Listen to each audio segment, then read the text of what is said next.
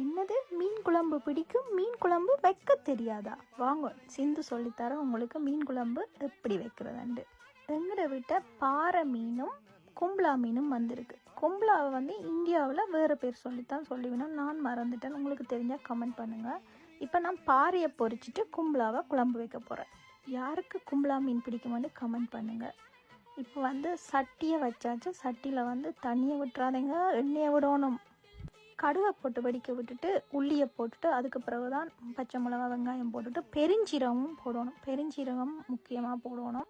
எல்லாத்தையும் நல்லா தாளித்து எடுக்கணும். இனி நான் கொஞ்சம் நல்ல பொன்னிறமாக வரும் வரைக்கும் தாளித்து நடுவேன். அடுத்தது வெந்தயமும் போட்டு தான் தாளிக்கிறேன். நான் வெந்தயம் போட்டு இப்படி தாளித்து கொண்டு வரைக்க தூள் போடுறேன். நான் ஏன் தூள் போடுறேன்னா தூள் மனம் போயிடும். இந்த எண்ணெயில் கொஞ்சம் வதக்கினா தூள் மனம் போயிடும். அடுத்தது தக்காளி பழம் நான் போடுறேன். தக்காளி பழமும் போட்டு அதுக்கப்புறம் புளியை விட்டு கொதிக்க விட்டுட்டு தான் நான் மீன் போடுறேன். நான் கொதிக்க முன்னே நான் மீன் போட மாட்டேன். நல்லா கொதிக்க விட்டுட்டு அதுக்குள்ளே மீனை போட்டுட்டு நல்லா அவிய விட்டுட்டு அதுக்கு பிறகு நான் பால் விடுவேன். தேங்காய் பால். நான் தேங்காய் பால் தான் விடுறேன். நான் தேங்காய் பால் விட்டு நல்லா அவிய விட்டுட்டு உங்களுக்கு அளவான உப்பும் போட்டுட்டு கொதிக்க விட்டு இறக்கி விட்டால் சரி.